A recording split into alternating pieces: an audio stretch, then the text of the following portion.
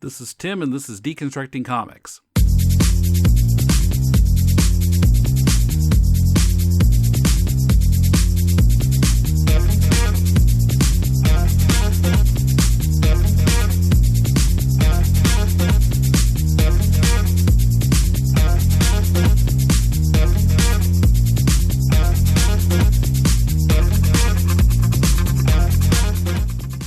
Welcome to Deconstructing Comics. This is Tim in Tokyo.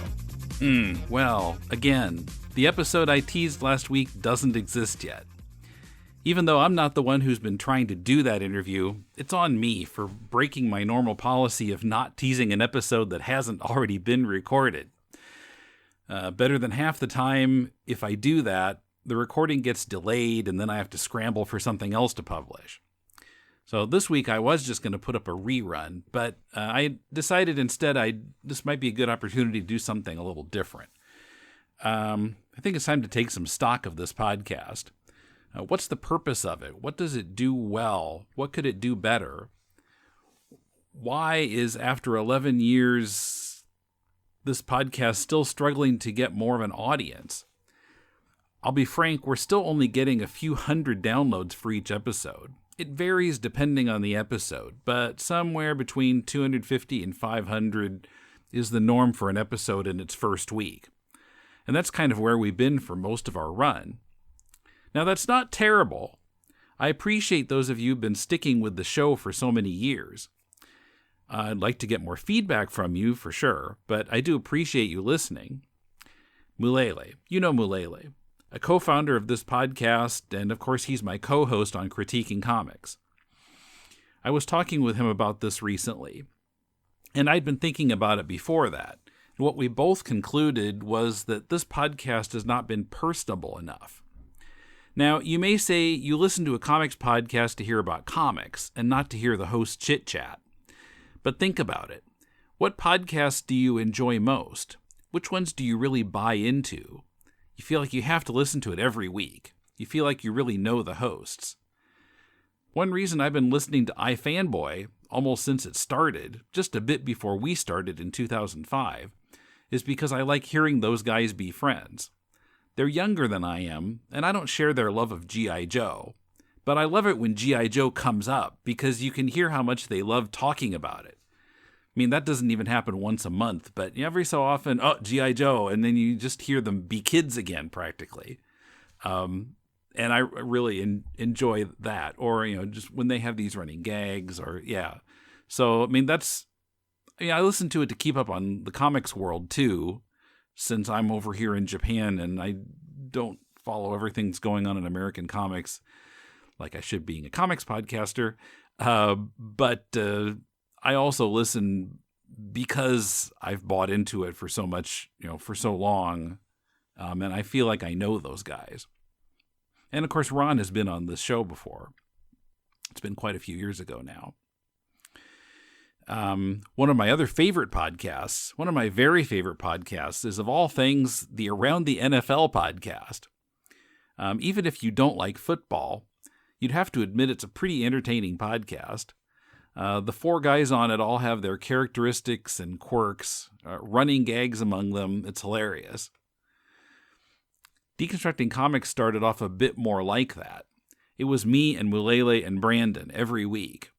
And we'd pick a topic and we'd sit down and we'd just, talk about that topic. What few listeners we had back then heard the same three guys every week talking about making comics and about story and the hero's journey. And every other example came from Star Wars. For logistical reasons, it's become not that. After a couple years, those guys weren't available every week. Brandon was back in the States. Mulele didn't live so nearby anymore. So I took it over and took it in other directions. Maybe it's just my personality to keep it kind of strictly business most of the time. That strictly business feeling is probably also a symptom of the fact that you don't hear the same people on the show every week. Maybe not even me. You might have noticed there were quite a few episodes last fall that I only edited and produced. Maybe this lack of consistency in the lineup makes it harder to kind of buy into the show. Now, again, obviously, some of you are listening to this. You've gotten enough from this show to stick with it all these years, or for however long it's been since you first discovered it. Our 21 ratings on the American iTunes Store average 4.5 stars out of 5. On the other hand, 21 ratings after 11 years on iTunes? We have a small core group that keeps downloading. The comments I get run positive, but there are so few of them. The contrast with To the Bat Polls is illustrative. That's the podcast I'm doing with my brother Paul about the 1966 Batman show. You hear the ads in Deconstructing Comics every other week. We've been doing that for about 2 years now.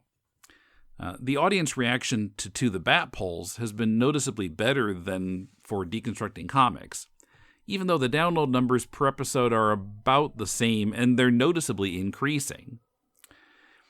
It gave me reason to think. To the Bat Polls always features the same two people. We're talking about a very specific topic with a cult following. And part of our discussion is our memories of watching Batman as kids, and then playing Batman with action figures or in costume, or in our Batman radio show that we recorded on cassette tapes. When some of our reviewers say our show is warm, that's what they mean. But Deconstructing Comics doesn't have that. I believe Deconstructing Comics has been doing well at covering its topic. I know that some listeners find out about good comics to read from this show, and that's great. I'm really happy to hear, I found this comic that I would never have found if I hadn't listened to your podcast. So, I get feedback like that sometimes, and that's always great to hear. But I think our show's missing a dimension that would get listeners more excited about it. To send feedback and support it on Patreon and tell their friends about it. To use some outdated terms, maybe Deconstructing Comics is kind of like a good set of encyclopedias. Useful, but lacking something in warmth that would really inspire people. Or maybe I'm wrong? What do you think? I'm Batman. And I'm Robin. This is Tim. And this is Paul. To the Bat Polls! The iTunes reviews are in on To the Bat Polls podcast. A terrific podcast, raves Got a Rugrat, that brings review, film analysis, and sociological impact to episode-by-episode musings without ever losing the feeling of two brothers with towels tied around their necks, running through the backyard. Unmissable. Exquisite. You've heard the reviews, now try it for yourself. New episodes on the first, third, and fifth Thursdays of the month on iTunes or Stitcher, or at tothebatpolls.libsyn.com. Wild! For nostalgia, analysis, and fun, it's To the Bat Polls. I asked our Facebook group how the show could be improved. It was pointed out that a stronger format can entice people to listen more regularly, instead of basing the decision to listen on what this week's topic is. That makes sense considering that our download numbers vary up and down depending on the episode.